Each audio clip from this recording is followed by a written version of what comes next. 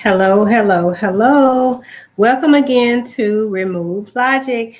I'm your host, Karen Ray Lacey, and I'm so grateful yet again for another week to share with you Remove Logic as well as to share the Remove Logic community with you. If you're new to Remove Logic, I want to invite you to go to our YouTube channel and check out Remove Logic so you'll know what Karen Ray Lacey is all about and what Remove Logic is all about.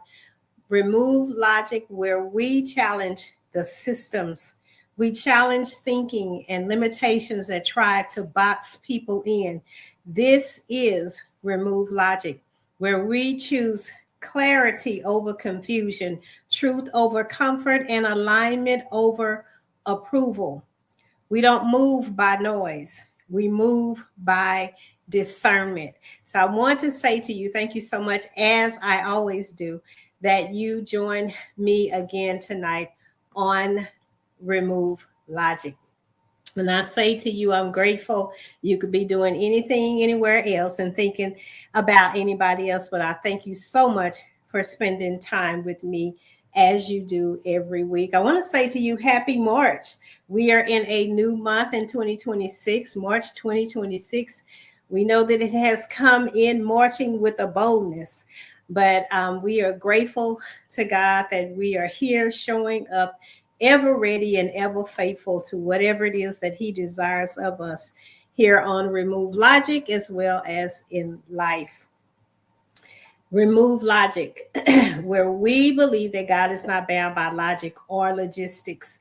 When I say that, we believe that God is able to do exceedingly and abundantly above all that he could ask, think, we could ask, think, or even imagine, according to the power that is at work within us. So I want to say to you that it is his power that is at work within us, but we still have to do our part in believing as well as acting in that power.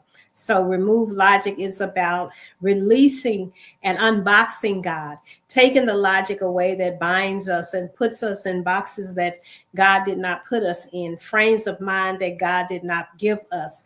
And so I want to encourage you as you join me on this journey of removing logic, that you unbox God and allow him to be as big as he is, as grand as he is, and as great as he is in you and through you.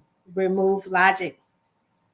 We are living in a time where information is everywhere. As you see, I say here, discernment versus AI. Artificial intelligence can answer questions in seconds. Social media has millions and millions of opinions everywhere, every day, every hour, every second. But here's the problem. Information is everywhere, but discernment is rare.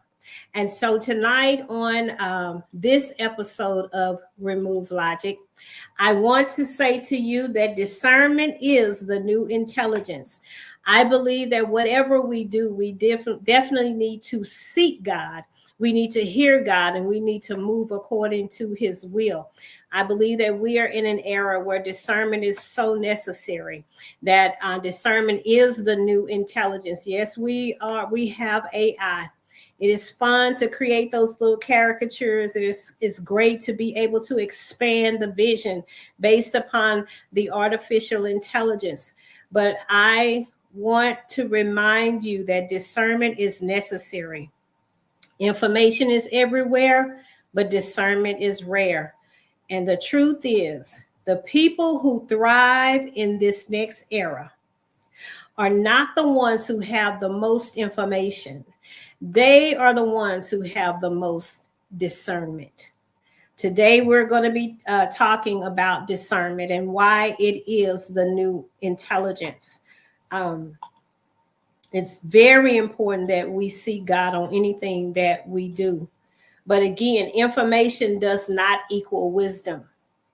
We are drowning in data right now, but we are starving for wisdom. AI can give answers, but it is not, and it cannot give spiritual clarity. Before making a decision, ask the question, is this aligned with my purpose? Is this peaceful or pressured? Is this wisdom or just information? Scripture, James 1:5, if any of you lacks wisdom, let him ask God. I want to encourage you in this season. It is imperative that we seek God for discernment. We are a generation that mistakes access for understanding. Just because you can Google it doesn't mean you can govern it. Just because AI can generate it doesn't mean that heaven has endorsed it. The impact of discernment and how it impacts us as individuals, how it impacts us as families, and how it impacts us as society. These are the three things I want to approach tonight on Remove Logic. Discernment versus AI. When you consume information without discernment, you become anxious and not aware. You feel productive, but remain confused. You collect facts, but never form convictions. You start outsourcing your decision making to what makes sense instead of what is true. You live in a reaction mode, and reaction is not leadership. How does the lack of discernment impact the family? Families break down when everyone has opinions, but no one has wisdom. Parents lead from fear and not from clarity. It's important that we stop, seek God, ask him, God, what would you have me to do in this season? Parents lead from fear and not clarity. People argue from facts, and we are seeing that on a daily basis here in the United States. It is within our communities, within families. We are seeing it within churches, we are arguing facts, but don't know how to protect the unity that is needed for us to survive as a society, as a world at large. We are so unified that we don't have the unity in this season. And discernment gives us unity. It can create a sense of unity. Where am I supposed to connect? What am I supposed to stand on? What am I supposed to believe and agree on in this season? It's very important that we truly seek God. Information without wisdom creates conflict, not cohesion. Miscommunication, not connection, but control, not covering. Discernment in families looks like this. I hear you, but I also know what season we're in. I know what we're building. I know what we're protecting. Discernment within the family gives you clarity on how to lead, how to listen, and know what the others in the family, how they're feeling. It gives us a wisdom and a strategy to navigate this season that we're in, where we are in an information overload. The impact of discernment on society. Society is experiencing a knowledge inflation. Everyone is informed. Few are stable, but fewer are wise. We have stability, but we don't have wisdom. So with that, the few being stable, we also have a great instability in society at large as well. That's why we see so many extremes. We see outrage, culture, hyper judgment, identity confusion, people choosing right now over what's right. Wisdom builds people. Information can just stimulate us, but we also have to have wisdom with the information that we gain. Information can educate us, but only wisdom can stabilize you. It is so important that we truly understand where we are in this season and how information does not equal wisdom. Discernment gives us wisdom. It gives us those strategies to navigate, the wisdom how to stop when we need to stop, to go forward, what the plan of action might be, how to move around when there is an issue. As we are seeing so much going on now, and it just seems to be lack of wisdom and lack of discernment.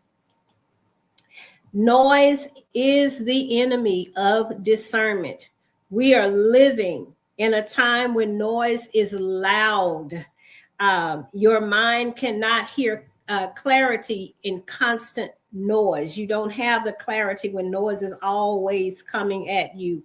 Social media, news cycles, opinions, as I said, are everywhere. But discernment requires stillness. Create a quiet decision space where you can get along and go along and talk to God, get alone and just have that moment where you sit and listen and discern the season, discern the moment that you might be in. But those quiet decision spaces are necessary before making major choices. Scripture, Psalm 46:10, be still and know that I am God. Noise doesn't just distract you. Noise interrupts your ability to recognize God's voice and your own inner knowing. Noise is not neutral, it's a weapon. The impact of noise on the individual. Noise creates decision fatigue, emotional instability, comparison spirals, where you're hearing something and you start to compare yourself and you start to spiral, thinking that maybe you're not enough, or I'm in the wrong place at the wrong time, or should I be doing this? You start to compare your life to others' life, compare your decisions to others' decisions. Then you move into impulsive choices. Noise trains you to chase trends or trending ideas, social validation, to seek quick dopamine moments, external confirmations. Noise teaches us to chase or will take you down a rabbit trail, a rabbit hole, so to speak. The noise also causes us to consume more. When I'm listening, I'm consuming information, looking at videos over and over again, and you're consuming that time that you could be using in another space. And I know that I'm guilty of that. I usually say that the television is just noise, when I probably should be sitting quietly while I'm working, thinking, reading, whatever. I have that TV on and it is noise. And it is actually, I don't know what type of distraction that it is, because I'm still doing what I'm doing, but probably could be doing it better, but it's noise. The less you trust yourself, the more noise you hear, the less you trust your decisions, the less you trust that time alone, that time with God. You start to second guessing what you already know. So noise has an impact on us individually, but it also has an impact on the family. Noise turns households into busy places instead of safe places. Noise in the family, it's a high stimulation zone where you're like, okay, TV on in this room, TV on in that room. The game is going and communication is going on, but it's not the peace zones that we need when we're seeking discernment. It also creates disconnection, disconnected marriages, distracted parenting, emotionally unavailable. Homes where the noise is so loud, the families need a quiet place to begin that intimacy and build the trust that is needed to lead the family, to cause families to be unified. Noise makes families operate like strangers in the same house. I know that I've seen it. I'm guilty of it. You go to your room, you do your thing. I go to my room and I do my thing, and we're just listening to what we listen to. And how does noise impact society? A noisy society becomes easily manipulated. We are seeing that so much in this nation, and we're seeing it across the world. We're seeing it in communities within the states. A noisy society becomes easily manipulated, emotionally reactive, divided, and tribal. I remember during the time that Alex Preddy was killed in the streets. And I remember it caused all that information. It was coming that day and I was watching it. But again, it stirred me up emotionally. I was emotionally reactive to it. Good, bad, or indifferent. Yes, I had a feeling about it. But to see someone killed in the streets in broad daylight, then that also creates an emotional reaction. But the information coming to you manipulates your emotions. It manipulates your reaction.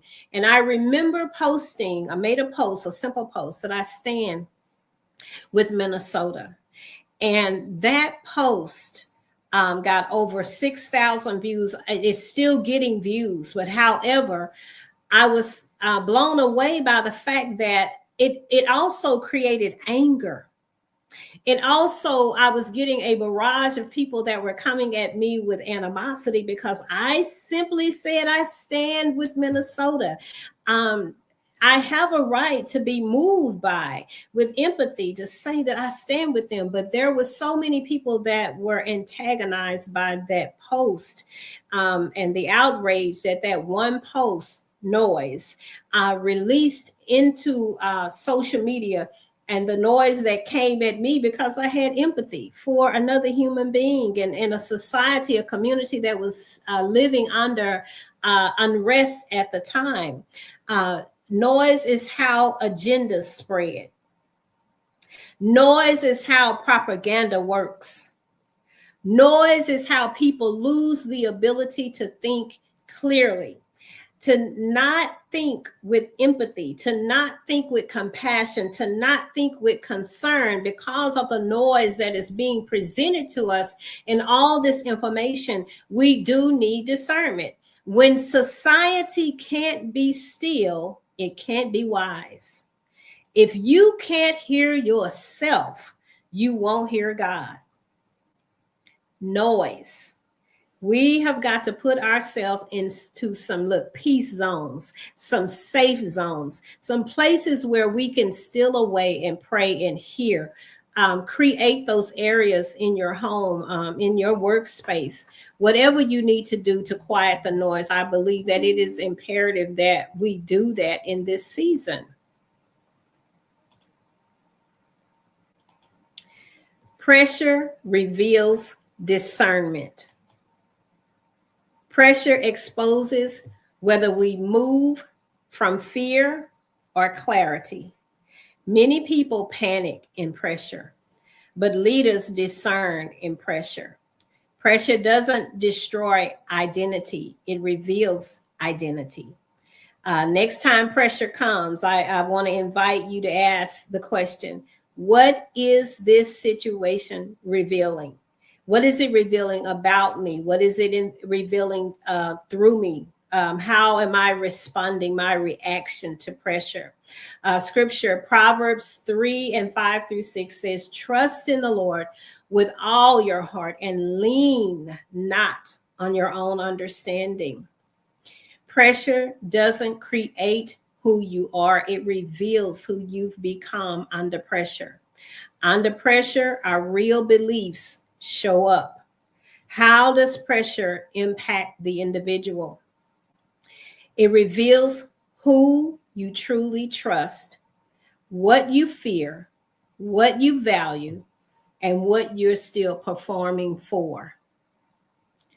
Pressure impacts the individual by revealing what you really trust or truly trust, what you fear, what you value, and what you are still performing for. Pressure exposes unhealed wounds, people pleasing thought processes, scarcity thinking, emotional triggers. Pressure moves us to expose what's in us or even what has not been dealt with.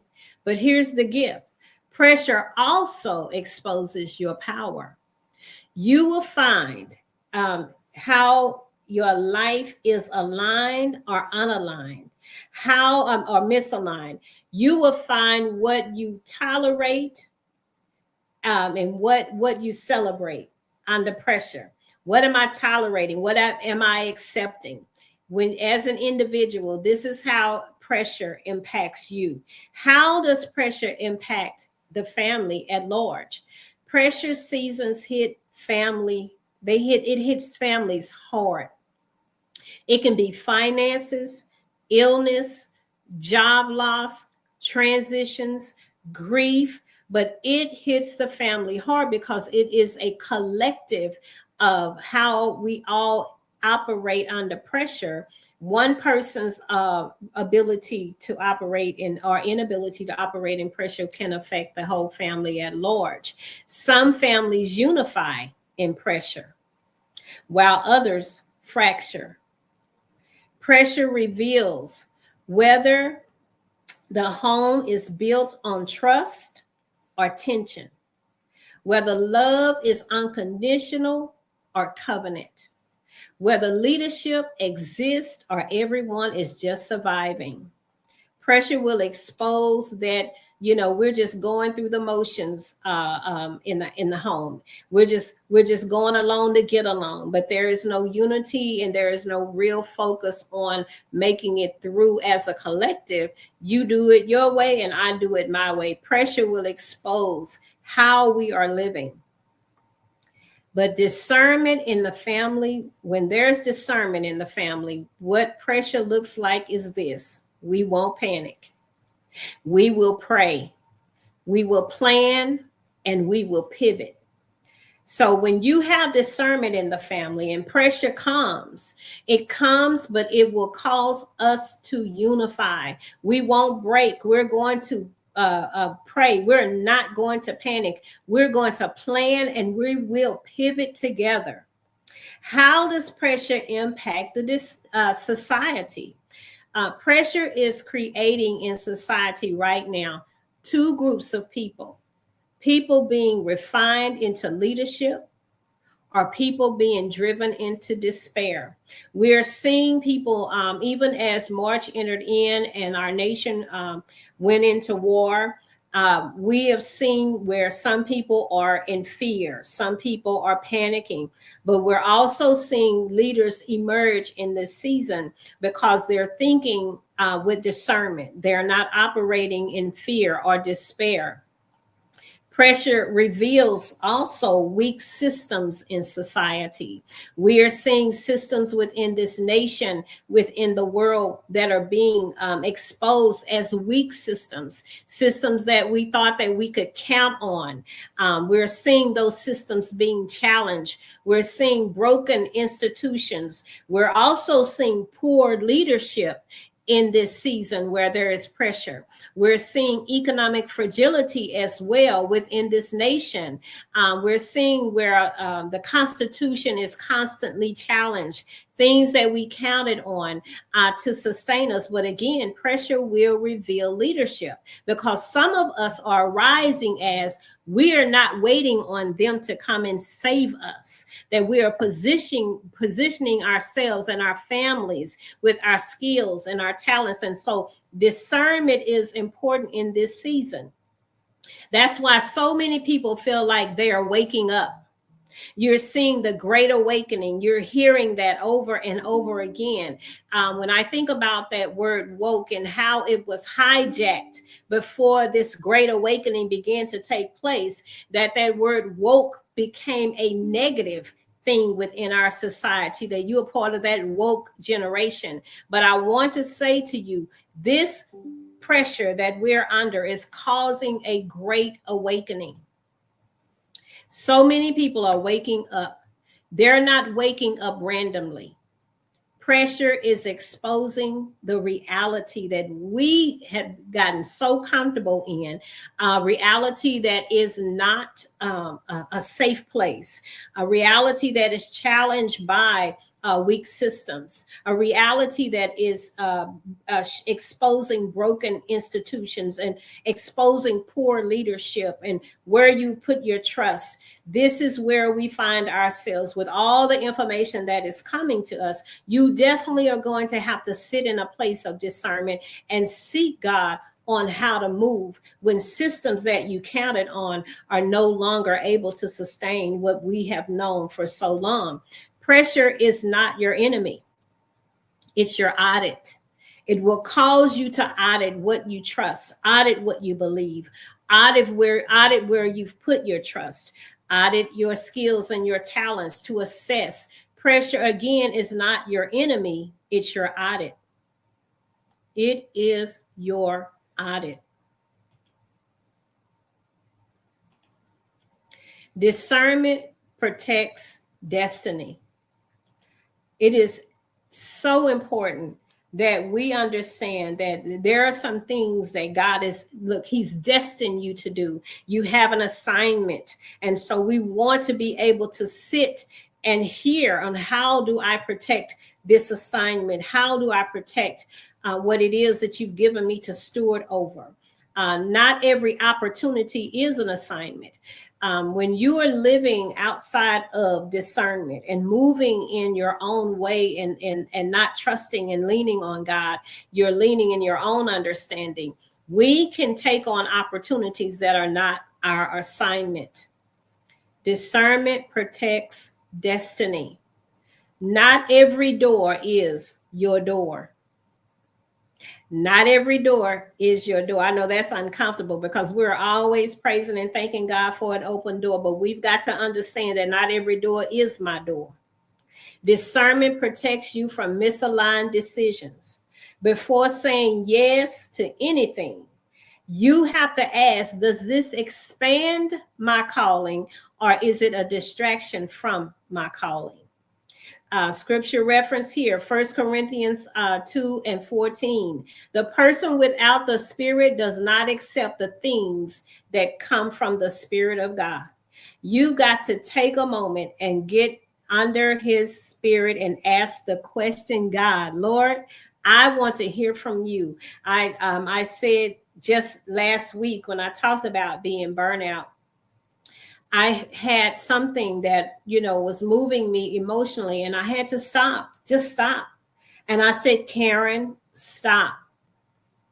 And I asked God, I said, God, I invite you into this situation that I will not be moved by my emotions and I will not be distracted. That I'm asking you to help me to navigate this new season of my life because this is a journey that I've never been on before. When I tell you just stopping for that moment gave me the peace that I needed to know that not everything that looks like a blessing is an assignment. Sometimes we can I call it that flying roach syndrome, where you just fly out like a flying roach and you causing havoc and touching everything that you should not touch. Some assignments that come your way is not your assignment. Some opportunities are traps in a paycheck. Every door that opens is not your door. You may be going in for money, but all money ain't good money. So some opportunities are traps with a paycheck attached to it. Discernment is how you avoid distractions. Discernment protects the destiny. When you consider an individual moving without discernment, you will overcommit. You will betray your own priorities. You would chase visibility over purpose. You would look and choose confusion or think in confusion and think that I am moving in a forward with progression, but it is just motion with no progress. You will end up with success that feels empty, money that costs you peace, and relationships that drain you. opportunities that will delay your destiny. Discernment protects our energy. And I want to go over these again because it's so important that we understand what discernment does. Discernment gives us the ability to not overcommit, that you won't betray your own priorities. You won't chase visibility over purpose, and you will not confuse motion with progress. When you operate without discernment, you end up in moments where you feel empty. You end up in moments where your money costs you peace. I chose this when I should not have done it.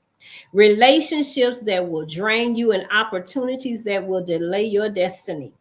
Discernment protects your energy, your focus, and your identity, but most of all, your assignment. The impact of lack of discernment on the family.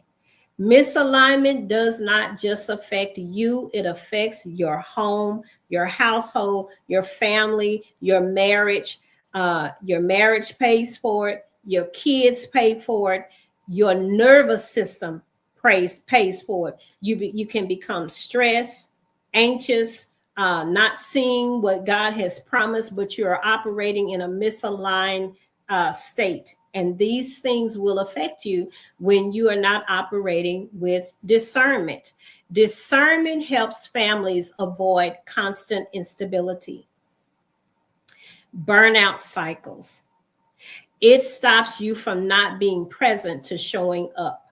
If you operate with discernment, you will show up for your family, not retreat or recoil and not be present. It creates homes. If you are a family that is operating in discernment, it will create a home where values are protected. Time is intentional and peace is prioritized. Discernment gives you a place where the values of the family are protected and the time that you spend with your family is intentional. And the peace of your family becomes a priority. When we look at society as a whole without discernment, we see consumption-driven communities, households, individuals, families. We see exploitative, addicted, more easily deceived households, individuals, and societies. Discernment is how people stop being used by systems. Discernment is how people stop being used by politics and politicians. Discernment is how people stop being used by marketing, where you are sitting and watching. And discernment, if you have discernment, you'll know I can do without that. I don't have to spend my money on that. I have 2 or 3 and I don't need to buy another one. Discernment is how people stop being used by culture wars, where they pit one culture against another culture. Discernment says to you to stop and see yourself in that person, to stop and pray for that person rather than rising up against them, culture wars. Discernment is how people stop being used by fear narratives. We're seeing so many fear narratives and fear mongering in this season because all of the information that's coming, but you can become overwhelmed by this information and overstimulated by it and start to move in fear narratives. But discernment isn't just spiritual. It is strategic. It gives you the strategy to navigate the landscape of too much information and information inflation, knowledge inflation, and information overload. Discernment is a strategy. It's strategic.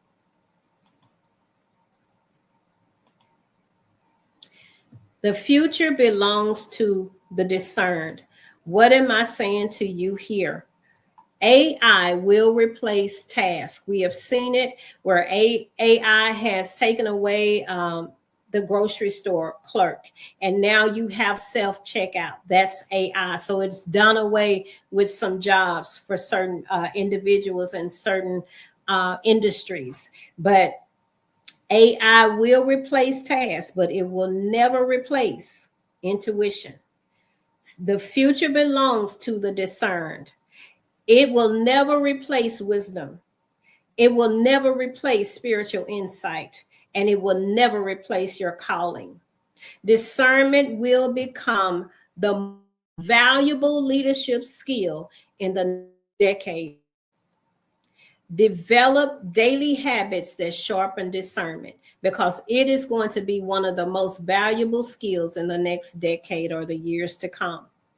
Find those places of prayer and the places of reflection, the places where you can journal and have a quiet thinking moment, and allow God to speak to you. Allow yourself to discern the season that we're in or that you're in. Hebrews 5:14. But solid food is for the mature, who by constant use have trained themselves to distinguish good from evil. It is so important in this season that you have the discernment to know and distinguish good from evil. We are living in a time where lies are loud, and I've been talking about this for a while, and the noise is so loud, it's a distraction. That truth just kind of sits over in the corner. Good has now become what we look away from, because people challenge you, just as I said, to put that post out and say that I stand with Minnesota.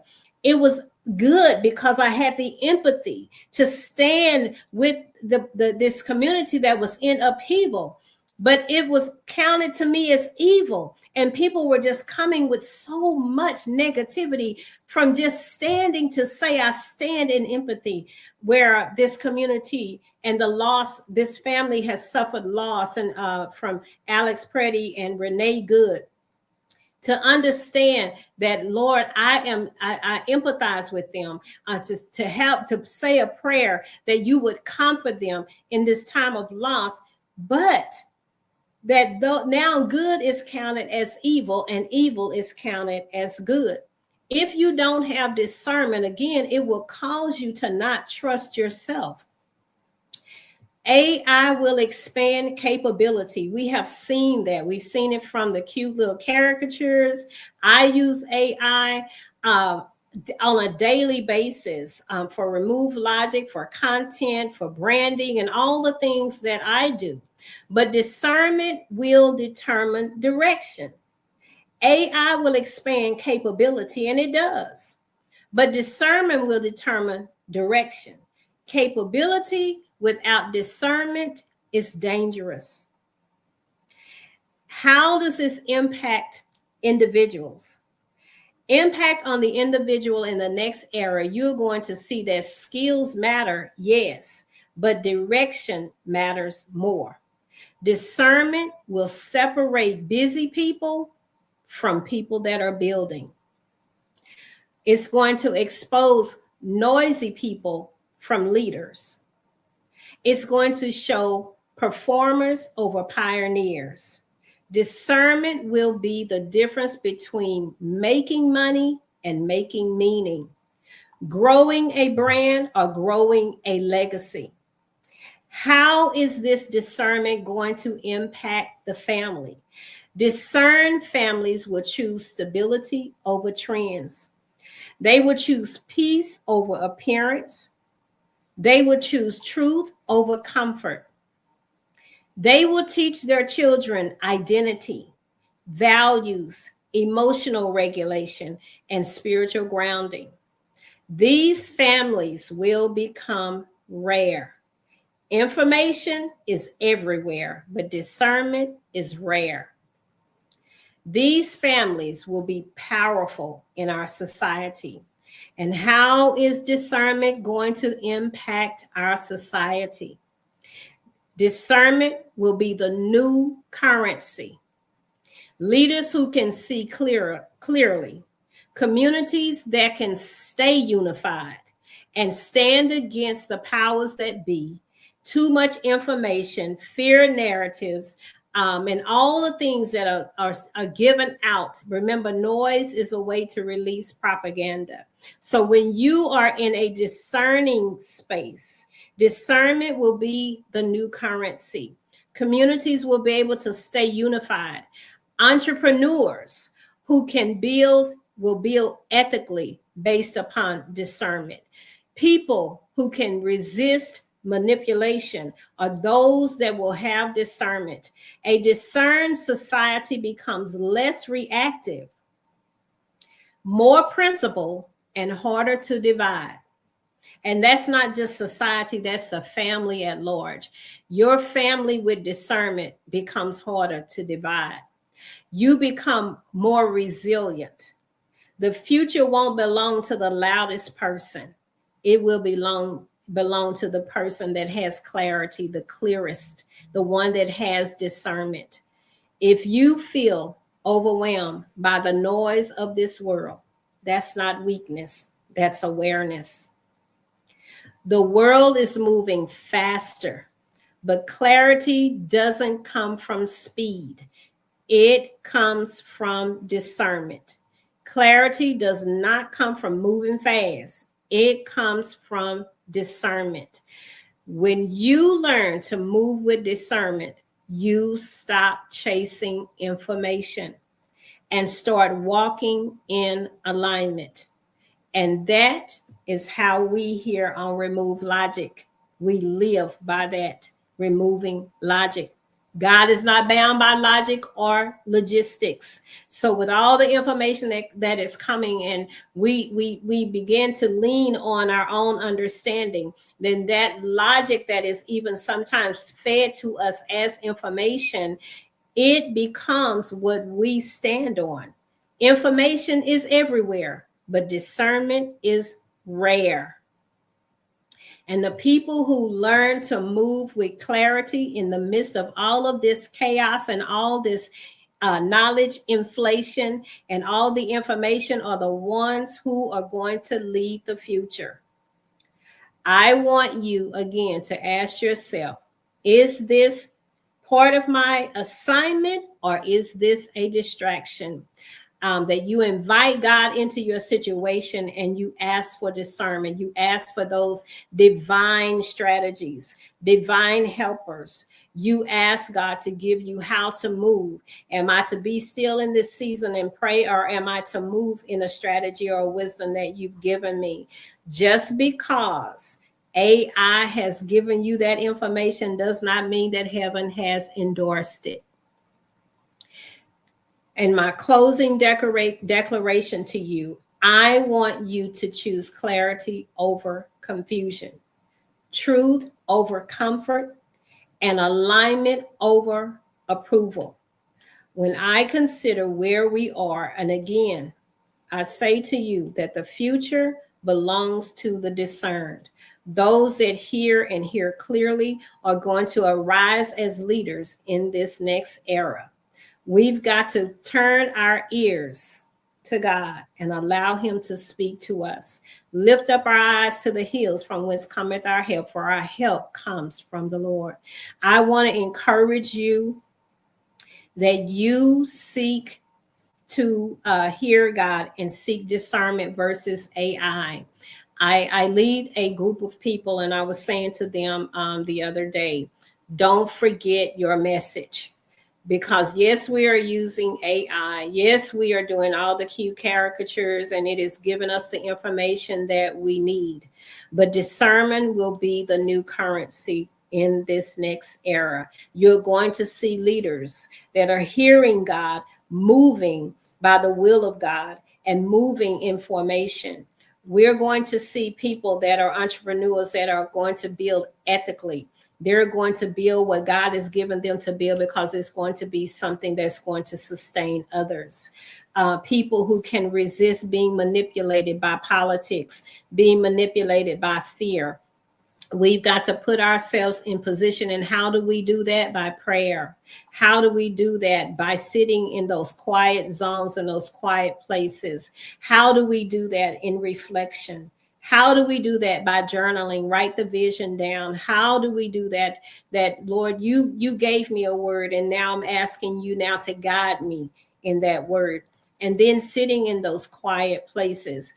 AI will replace tasks. We've seen that, but it will never replace intuition. It will never replace wisdom and spiritual insight or your calling. We've got to stay aligned in this season. The most valuable leadership skills for us is discernment in this season. So again, choose clarity over confusion, truth over comfort, alignment over approval. That's how we live, and that's how we lead.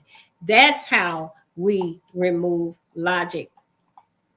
I want to say to you again, thank you so much for joining me for another power-packed episode. I love, absolutely love this time with you every week. And I pray that you are getting something from what God has given me to give out in this season. Again, seek discernment. Discernment versus AI. It is imperative that we take the time to hear from God in this season and arise as the remnant. So thank you so much for joining me on Remove Logic. I will see you again next week if God says the same place, same time, and same channel. Have a wonderful, wonderful week, and I look forward to talking to you next week. Have a good evening.